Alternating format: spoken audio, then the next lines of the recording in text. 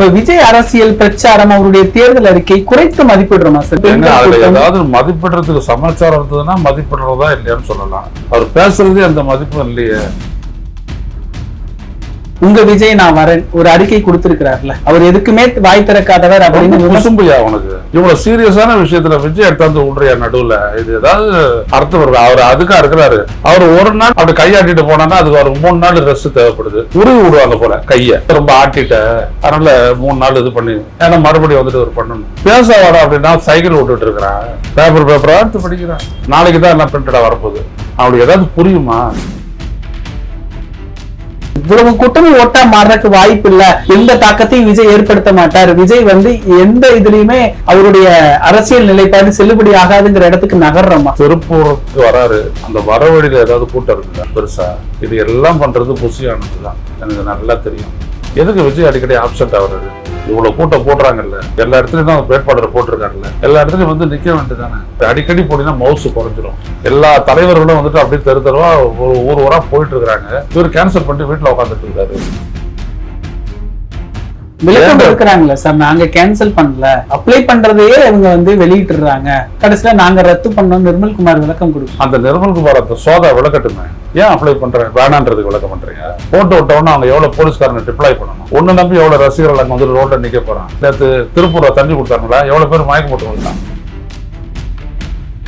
அதிமுக பாஜகவால் பலன் தர முடியாத சமூகம், அது சார்ந்த இருக்கக்கூடிய அமைப்புகள், கிறிஸ்டின், இவங்க எல்லாருமே விஜய் பக்கம் நகர்ந்துட்டாங்க. அப்ப எல்லாரும் முட்டா போயிருங்களா?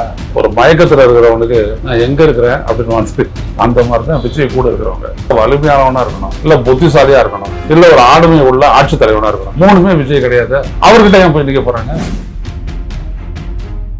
இந்த தொகுதி மறுவரை விஷயம் கூட பெரிய அளவுல இளைஞர்கள் மத்தியில எடுபடல அப்படிங்கிற ஒரு ரீசன் இருக்கு. அரசியல் மயப்படுத்தாத காரணம் அவங்க ஆர்வமா தான் இருந்தாங்க. ஆனா விஜய் ஆர்வமா இல்லையா? இந்த விஜய் சீஃப் மினிஸ்டர் ஆகணும்ன்ற ஆசை அந்த நாளுக்கு உண்மை உள்ளபடி இருந்துச்சு அப்படின்னா கட்டமைப்பு ஏற்படுத்திருப்பாருல்ல. திமுகவை காலி பண்ணு, அவ்வளவுதான். அதுக்கு எவ்வளவு பணமோ அதை வாங்கிட்டு எல்லாம் பண்ணிட்டு கூத்தடிச்சுட்டு போயிட வேண்டியது.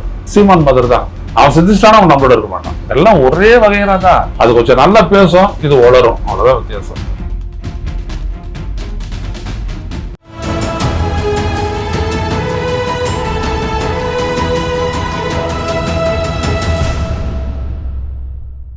தமிழரம் நேயர்களுக்கு வணக்கம். இன்று நம்மிடையே மூத்த பத்திரிகையாளர் திரு ஐயநாதன் அவர்கள் இணைந்துள்ளார். சார் வணக்கம். சார் வணக்கம். இப்ப விஜய் அரசியல் பிரச்சாரம் அவருடைய தேர்தல் அறிக்கை குறைத்து மதிப்பிடுறோமா சார்? இந்த அளவுக்கு இளைஞர்கள் கூட்டம், ஏதாவது மதிப்பிடுறதுக்கு சமாச்சாரம் இருந்ததுன்னா மதிப்பிடுறதா இல்லையான்னு சொல்லலாம். அவர் பேசுறதே அந்த மதிப்பு இல்லையே. ஏஐக்கு பல்கலைக்கழகம் அமைக்க போறாரா இவர் வந்துதான்? இப்ப ஏஐக்கு தான் இல்லையா? அது ஒரு சப்ஜெக்டா இல்லையா? என்ன செய்வீங்க நீங்க இந்த மாதிரி ஒரு பர்சனை? கடனை தள்ளுபடி பண்ணுவேன், எல்லாத்தையுமே வரப்போறது இல்லை, அடிச்சு விடு அப்படின்ற நிலையில அவர் பேசிட்டு இருக்காரு. அதிமுகவும் சொல்லுது சார் பயிர்க்கடன் தள்ளுபடி, அதான் சொல்ல வராங்க. அதை பத்தி ஒரு தான் சொல்றாரு. அவங்க சொல்றத வந்துட்டு கூட ஒரு 20% சேர்த்து ஒரு சொல்றாரு, போட்டு சொல்லு அப்படின்னு சொல்ற மாதிரி அவர் செய்தாரு. வேற ஒண்ணும் இல்லை. அவரை நம்பி சிலர்தான் ஓட்டு போடுறேன்றாங்க, அவங்களுக்கு தெரியல, அவ்வளவுதான். இவ்வளவு இளைஞர்கள் அரசியல் வகைப்படுத்தலை. அப்ப இத்தனை கூட்டங்கள் நம்ம பார்க்கிறோம். கரூர் பெருந்துயரத்துக்கு அப்புறம் விஜயுடைய கூட்டங்கள் நம்ம பெரும்பாலும் இண்டோர்ல நடந்தது. இப்ப தேர்தல் பிரச்சாரத்துல அபரிவிதமான கூட்டம் சார். இவ்வளவு கூட்டமும் ஓட்டா மாறுறதுக்கு வாய்ப்பு இல்ல, எந்த தாக்கத்தையும் விஜய் ஏற்படுத்த மாட்டார், விஜய் எந்த இதுலயுமே அவருடைய அரசியல் நிலைப்பாடு செல்லுபடி ஆகாதுங்கிற இடத்துக்கு நகர்றோமா? திருப்பூருக்கு வராரு, அந்த வர வழியில ஏதாவது கூட்டம் இருக்குதா பெருசா? திருப்பூரை நல்லா சேர்த்து வச்சுட்டாங்க. இது எல்லாம் பண்றது புசியானது தான், எனக்கு நல்லா தெரியும். கூடு எடுத்துருவா, ஏத்து அந்த இடத்துல ஜனம் பத்தாது, எல்லாம் அவங்க பண்ற வேலை தான். முன்னாடிலாம் அப்படி வழியார மிதந்தாருன்னா சொன்னாங்களே, அப்பவே ஒன்றும் இல்லை. எதுக்கு விஜய் அடிக்கடி ஆப்சென்ட் ஆகுறது? இவ்வளவு கூட்டம் போடுறாங்கல்ல, எவ்வளவு எல்லா இடத்துலையும் தான் வேட்பாளர் போட்டிருக்காருல்ல, எல்லா இடத்துலையும் நிற்க வேண்டியதானே. ஏன் அவர் ஆப்சென்ட் ஆகுறாரு சொல்லுங்க பார்க்கலாம். நம்ம கூட உடல் ரீதியாக அதை குறைய இருப்போம் அப்படின்னு சொன்னோம். உடனே ஒரு சைக்கிள் ஓட்டி காட்டினாரு இல்லையா? ஏதோ ஒன்று நல்லா தான் இருக்கிறாரு. நேற்று கூட ரொம்ப நேரம் நின்றுட்டு தான் பேசினாரு. ஓகே, நல்லா இருக்கிறாரு, நல்லா இருக்கட்டும், அதை பற்றி நமக்கு ஒன்றும் இல்லை. குழப்பாத இருந்தால் சரி, நல்லா இருக்கிறாரு. ஆனால் ஏன் அடிக்கடி இது பண்ணுறாரு? அவருடைய திட்டம் அந்த மாதிரி. அடிக்கடி போனீங்கன்னா மவுசு குறைஞ்சிரும். இது வரைக்கும் 10-12 இடத்த கேன்சல் பண்ணியிருக்கிறாருங்க அவரு. எல்லா தலைவர்களும் வந்துட்டு அப்படியே தெருவா ஒரு ஊரா போயிட்டு இருக்கிறாங்க. இவர் கேன்சல் பண்ணிட்டு வீட்டுல உட்காந்துட்டு இருக்காரு. விளக்கம் இருக்கிறாங்களா சார்? நாங்க கேன்சல் பண்ணல, நாங்க அப்ளை பண்றதையே இவங்க வந்து வெளியிட்டுறாங்க, கடைசியில நாங்க ரத்து பண்ணோம். நிர்மல்குமார் விளக்கம் கொடுக்க எதுக்கு இவர் அப்ளை பண்றாரு? அந்த நிர்மல்குமார் அந்த சோதா விளக்கட்டுமே. ஏன் அப்ளை பண்ற வேணான்றதுக்கு விளக்கம் பண்றீங்க? அப்ளை பண்ணிட்டு நீ போயிடுவியா? அப்ளை பண்ணும்போது கேட்டுக்கிட்டு அப்ளை பண்றீங்களா? நீங்க பாட்டுக்கு சும்மா ஒரு அப்ளிகேஷன் போட்டு விடுவோம் அப்படிதான் போட்டு விட்டுறீங்களா? போட்டு விட்டோன்னா அவங்க எவ்வளவு போலீஸ்காரனை டிப்ளாய் பண்ணணும்? ஒன்னு நம்பி எவ்வளவு ரசிகர்கள் அங்கே வந்து ரோட்ல நிக்க போறான்? எவ்வளவு பேருக்கு தண்ணி, இப்ப நேற்று திருப்பூர்ல தண்ணி கொடுத்தாங்களா? எவ்வளவு பேர் மயக்கம் போட்டு விழுந்தான்? ஏன்? ஏன்னா இவன் வருவானா வரமாட்டான்னு தெரியாது, அவனும் தண்ணி வாங்கி வைக்கலாம், அவ்வளவுதான். Simple as that. வந்துட்டு ஒன்று திடீர்னு ஒன்று ஏற்பாடு பண்ண முடியாது. ஒரு 10,000 பாக்கெட் எடுத்து நிறுத்த முடியாது, பாட்டில் எடுத்து நிறுத்த முடியாது. இப்படி பாருங்க, அதிமுக பாஜகவால் பலன் தர முடியாத சமூகம், அது சார்ந்த இருக்கக்கூடிய அமைப்புகள், கிறிஸ்டின், இவங்க எல்லாருமே விஜய் பக்கம் நகர்ந்துட்டாங்க. இத்தனை வருஷமா இந்த சமூகங்களுக்கு எந்த மெஜாரிட்டி? சமூகங்கள்லாம் முட்டாள் சமூகங்கள்னு ஒத்துக்கிறீங்களா? சிந்தனையாற்றவர்கள் ஒத்துக்கிறீங்களா? ஒத்துக்கிறியா இல்லையா? அதை எப்படி ஒத்துக்கணும்? அப்போ அவங்க எப்படி விஜய் கிட்ட போவாங்க? ரொம்ப சிம்பிள்ங்க. ஒரு மயக்கத்தில் இருக்கிறவனுக்கு நான் எங்கே இருக்கிறேன் அப்படின்னு வந்து அந்த மாதிரி தான் விஜய் கூட இருக்கிறவங்க. அவங்களுக்கு எதுவுமே தெரியாது. எவ்வளோ மீம்ஸு, எவ்வளோ ஷார்ட்ஸில் நம்ம பார்த்துட்டு இருக்கிறோம், அது வேற. ஆனால் ஒரு மக்கள் சமூகம் வந்துட்டு அப்படிலாம் இருக்காது. சும்மா ஒவ்வொருனாச்சும் சொல்லிட்டு தெரியல. அந்த மாதிரிலாம் கிறிஸ்தவர்கள்ட்ட ஏமாளிகளா, அவங்க முஸ்லீம்கள்லாம் ஏமாளிகளா? உடைக்கல, நாட்டு நடப்பு தெரியாது, அரசியல் அவங்களுக்கு புரியாது, ஒன்றும் தெரியாதவங்ககிட்ட பாதுகாப்பு நம்மளுக்கு இருக்கும் அப்படின்னு சொல்லிட்டு போவாங்களா? ஏங்க, ஒருத்தர் வலிமையானவனா இருக்கணும், இல்லை புத்திசாலியா இருக்கணும், இல்லை ஒரு ஆளுமை உள்ள ஆட்சி தலைவனா இருக்கணும். மூணுமே விஜய் கிடையாது. அவர்கிட்ட ஏன் போய் நிற்க போறாங்க? இவங்க என்ன சொல்றாங்க? இளைஞர்கள், மாணவர்கள், பெண்கள் எல்லாரும் போயிட்டாங்க. எப்படி எல்லாம்? அப்ப எல்லாரும் முட்டா பயிர்களா?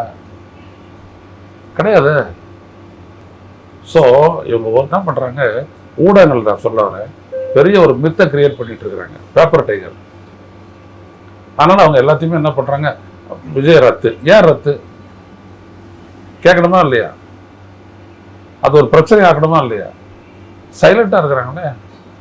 இப்ப 10 பேர் மயக்கடிச்சு விழுந்தான். இதை என்னன்னு பெருசா ஒரு விவாதிச்சாங்க அவங்க. ஏன் தண்ணி இல்லை அப்படின்ட்டு குறை சொன்னா மட்டும் காவல்துறை குறை சொல்றாரு அப்படின்றத செய்தியா போடுறீங்களே. அப்ப இந்த மாதிரி ஒண்ணு நடந்துச்சு, அது நீங்க கவனிக்கணுமா இல்லையா? சும்மா கூட்டம் கூட்டிடுச்சு, ஆனா நான் விஜய்க்கு நான் மரியாதை கொடுக்குறேன்னா இது என்னது? இது மிக தவறான ஒரு அணுகுமுறை. இது மக்களை இவங்க மிஸ்லீட் பண்ணிட்டு இருக்கிறாங்க, டெலிபரேட்டா மிஸ்லீட் பண்ணிட்டு இருக்கிறாங்க. டெய்லி விஜயை பத்தி பேசுறாங்க. மூளைச்சலவை செய்யப்படுறாங்களா சார்? இப்போ ஒரு பெண்ணோட பேட்டி கூட ரொம்ப மூளைச்சலவை அப்படின்றத விடங்க ஐயா இளந்தரையன், இது வந்துட்டு ஒரு இமேஜ் பில்டப் கட்டமைக்கிறது. எப்படியே ஐயோ அவருக்கு பயங்கர ஸ்ட்ரென்த் இருக்குது, எப்படி ஓட்டு விடுது, இப்படிதான் நிறைய பேரை சொல்லி காலி பண்ணாங்க ஊடகங்கள். அது வேற கதை. நான் என்ன சொல்ல வரேன்னா, உன்னுடைய வேலை என்ன? நிறைய கூட்டம் வந்துச்சு, எல்லாருக்கும் தான் கூட்டம் வருது. எடப்பாடி பழனிசாமி கிட்ட கொஞ்சம் பேரா 30 பேரா வந்து நிக்கிறாங்க, இல்ல ஸ்டாலின் பேசுறாரு கம்மியா வந்து நிக்கிறாங்க. அங்கெல்லாம் சொல்லாத வார்த்தையா இங்க நீ சொல்ற? விஜய்க்கு ரசிகர்கள் இருக்காங்க. சரி, நீங்க சொல்றபடி அவ்வளோ பெரிய ரசிகர் கூட்டம், 1.25 கோடி ஓட்டு 1.5 கோடி ஓட்டுலாம் புழுவுறீங்களே, அவன்லாம் ரசிகர்கள் தானே. அவ்வளோ பேர் விஜயனுடைய சினிமா யாராவது பார்த்துருக்காங்களே? அதுவும் 3 நாள் தானே பாக்ஸ் ஆஃபீஸ், அதுக்கப்புறம் கிடையாது இல்லை. அப்ப எவ்வளவு பேர் பார்த்தாங்க? புரியுதுங்களா? லாஜிக்கா if you come to a conclusion you can very well see இதெல்லாம் சும்மா இவங்க பண்ணிட்டு இருக்கிற ஏற்பாடுகள் தெரிஞ்சுக்கலாம். ஒரு பில்டப் இவங்க பண்ணக்கூடியது எல்லாம் பார்த்தீங்க அப்படின்னா ஒரு ஏற்பாடு தானே கூடிய வேற எதுவும். இந்த தொகுதி மறுவரை விஷயம் கூட பெரிய அளவுல இளைஞர்கள் மத்தியில எடுபடல அப்படிங்கிற ஒரு ரீசன் இருக்கு. அரசியல் மயப்படுத்தாது காரணமா இப்ப விஜய்க்கான இந்த கூட்டமும் இல்லை, இதைத்தான் நம்ம வந்துட்டு இனிஷியேட் பண்ணோம். அரசியல் பயிலரங்கன்னு வச்சு ஆத்தூர்ல பண்ணி விக்கிரவாண்டி மாநாட்டுக்கு முன்னாடி நம்ம அதை செஞ்சோம். நம்ம சொல்லிதான் விஜய் செஞ்சாரு, நம்ம போய் பேசணும். அவங்க ஆர்வமா தான் இருந்தாங்க, ஆனா விஜய் ஆர்வமா இல்லையா? ஒரே தடவை அதை முடிச்சிட்டாரு. அவங்க ஆர்வமா தான் அரசியலுக்கு வந்தாங்க. நீ தான் காலி பண்ற, அதனால தான் நீ விட்டுட்டு ஓடுறான். போட்டியிடுறதுக்கு நீங்க வேட்பாளர் அறிவிச்சோன்னா யார் வேலை செஞ்சா சொல்லுங்க பார்ப்போம். நீங்க எந்த ஏரியாவில் இருக்க? யாராவது வந்தாங்களா? தாவேக்காரன் போட்டு கேட்டு வந்தானா? இது வரைக்கும் திமுக 2 முறை போயிட்டான், அண்ணா திமுக 2 முறை போயிட்டான். நம்ம தமிழ் இசை, இந்தி சங்கீத்து அது எத்தனை ரவுண்டு வந்துருச்சு? எங்க இருக்கு நான் தாவேக்காங்க? ஏன் செயல்படலை? அப்போ இந்த விஜய் வந்துட்டு சீஃப் மினிஸ்டர் ஆகணுன்ற ஆசை அந்த நாளுக்கு உண்மை உள்ளபடி இருந்துச்சு அப்படின்னா கட்டமைப்பு ஏற்படுத்தியிருப்பார்ல இல்லையா? ஊக்கப்படுத்தியிருப்பார்ல, ஒரு இடத்துக்கு வந்து நின்று இருப்பார்ல. நிக்கலையே. ஏன்? அஜெண்டா திமுகவை காலி பண்ணு, அவ்வளோதான். அதுக்கு எவ்வளோ பணமோ அதை வாங்கிட்டு எல்லாம் பண்ணிட்டு கூத்தடிச்சுட்டு போயிட வேண்டியது, அவ்வளோதான். இதை இந்த ரசிகர்களால் புரிஞ்சிக்க முடியல. உள்ளபடியே ஒரு அரசியலுக்கு வந்திருந்தாருன்னா நம்ம சொன்ன அந்த அரசியல் பயிலரங்கத்தை நாடு முழுவதும் நடத்தியிருப்பார் அவரு. ஏன் ஆளா இல்லை? நானும் அப்போ ஒரு 6 மாதம் அவரோட தானே இருந்தேன். ஏன் பண்ணலை அவரு? ஏன் என்கரேஜ் பண்ணலை? வேணாம், அவன் சிந்திச்சிட்டானா நம்மளோட இருக்க மாட்டான். சீமான் மதர் தான், அவன் சிந்திச்சிட்டானா அவன் நம்மளோட இருக்க மாட்டான். அந்த கதை தான். எல்லாம் ஒரே வகையில தான். அது கொஞ்சம் நல்லா பேசும், இது உளரும், அவ்வளோதான் வித்தியாசம். இவ்வளவு பாதிப்புகள், இவ்வளவு வெளிப்படைத்தன்மையான ஒரு பிரச்சனை எடுபடுது, இவ்வளவு தூரம் நம்ம பேச வேண்டிய தேவை இருக்கு. உங்க விஜய் நான் வரேன் ஒரு அறிக்கை கொடுத்திருக்கிறார்ல, அவர் எதுக்குமே வாய் திறக்காதவர் அப்படின்னு. குசும்பையா உனக்கு?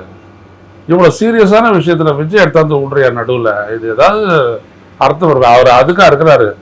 அவர் ஒரு நாள் வந்துட்டு அப்படி கையாட்டிட்டு போனான்னா அதுக்கு அவருக்கு 3 நாள் ரெஸ்ட் தேவைப்படுது. உருவி விடுவாங்க போல கையை ரொம்ப ஆட்டிட்ட, அதனால 3 நாள் இது பண்ணி, ஏன்னா மறுபடியும் வந்துட்டு ஒரு பண்ணணும். பேச வாடா அப்படின்னா சைக்கிள் விட்டுட்டு இருக்கிறான், பேப்பரா எடுத்து படிக்கிறான்.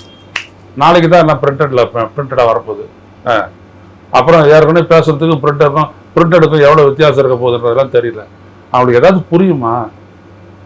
விஜய் கிட்ட நான் நிறைய விஷயங்கள் இருக்குது விஜய் கிட்ட கேட்கறதுக்கு. நிறைய குவிண்டாலுக்கும் டன்னுக்கும் என்ன வித்தியாசம்னு கேளுங்க, டிஎம்சி என்னன்னு கேளுங்க, கியூசெக்ஸ் என்னன்னு கேளுங்க, ரூபாயினுடைய டிவால்யூவேஷன் என்னன்னு கேளுங்க. ஆனால் டாலர்னு என்னன்னு தெரியும் அவருக்கு. ஏன்னா காரில் வாங்குறாருல, அதனால எதுவுமே தெரியாதுங்க. டீலிமிட்டேஷன் என்னன்னு தெரியாது. அவர் இருக்கிற இடத்துல என்ன தொகுதின்றது அவருக்கு தெரியுமான்றது கூட தெரியாது. போயிட்டு போயிட்டு போயிட்டு போயிட்டு வீட்டில் படுத்துடுறானா? அவனை பற்றி நம்ம என்னத்தை பேசி என்ன இருக்குது இங்கே சொல்லுங்க பார்ப்போம். இது கட்சிகளுக்கு இதுக்கு சம்மந்தமே இல்லை. இது நம்ம தமிழ்நாட்டு மக்கள், தமிழ்நாட்டுடைய வாழ்வுரிமை, அவங்க எல்லாத்தையுமே காலி பண்ணிட்டு போகலாம்.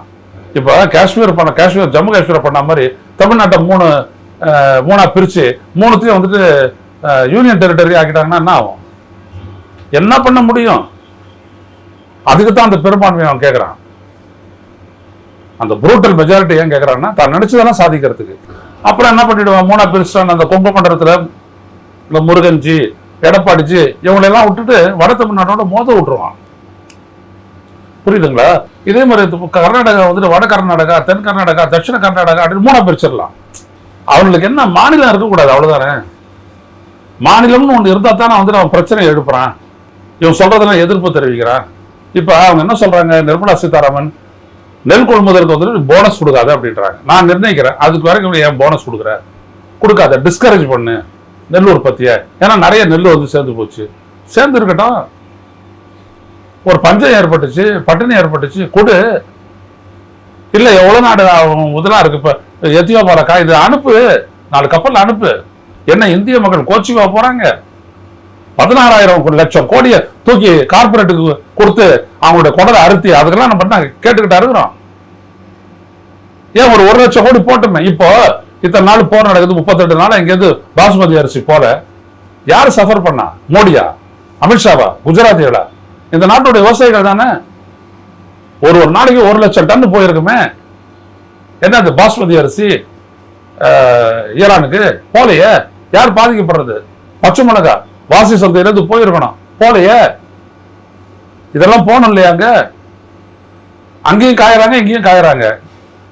இவரு மோடி ட்ரம்ப்னுடைய மடியில உட்காந்து தூங்கிட்டு இருக்கிறாரு படுத்துக்கிட்டு. அவர் என்ன பண்றது?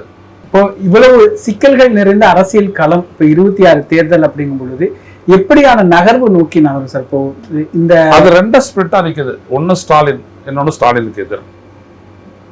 ரெண்டாதான் எத்தனை முறை போட்டி எவ்வளவு நீங்க பேசுறத விட 4 முனை 5 முனை எல்லாம் அதெல்லாம் 5 முனை 6 முனை எது வேணாலும் சொல்லுங்க. ஸ்டாலின், திமுக அரசு, அவனுடைய சாதனைகள், ஸ்டாலினுடைய லீடர்ஷிப், அந்த கூட்டணியுடைய கட்டமைப்பு, இது ஒரு பக்கம். இதுக்கு எதிராக தான் எல்லாம் நிக்கிறாங்க. இதை எதிர்த்து தான் பாஜக அதிமுக கூட்டணி, இதை எதிர்த்து தான் விஜய், இதை எதிர்த்து தான் சீமான், இதை எதிர்த்து தான் வந்து சசிகலா நடராஜன் அண்டு ராமதாஸ், இதை எதிர்த்து தான் வந்துட்டு கிருஷ்ணசாமி, எல்லாரும் இதை எதிர்த்து தானே. அவரு ஒருத்தரை மட்டும் பாயிண்ட் அவுட் பண்ணி வச்சுக்கிட்டு பதில் சொல்லிட்டு போயிட்டே இருந்தாரு, அவ்வளவுதான். அதனால சொல்றேன், இந்த களம் வந்துட்டு ரெண்டா ஸ்பிளிட் ஆயிருக்குது. அப்ப வாக்காளருக்கு என்ன இருக்குது? ஸ்டாலினுக்கு ஓட்டு போடுறதா இல்லையா? ஸ்டாலினுக்கு ஓட்டுனா அந்த இடத்த முடிஞ்சு போச்சு, இல்லையா இதுல யாரு அப்படி செலக்ட் பண்ண போறான், ஸ்பிளிட் ஆக போகுது, அவ்வளவுதான். நிகழ்கால அரசியல் குறித்து பல தகவல்களை பகிர்ந்து கொண்டதுக்கு நன்றிங்க சார். இதே போன்று நிகழ்கால அரசியலின் சாரம்சங்களை அரசியல் ஆளுமைகளின் நேர்காணல் வழியே தொடர்ந்து காண தமிழ் நிறம் வலையொலியை சப்ஸ்கிரைப் செய்யுங்கள். தங்களின் மேலான கருத்துக்களை கருத்துளை பெட்டியில் பதிவிடுங்கள். நன்றி, வணக்கம்.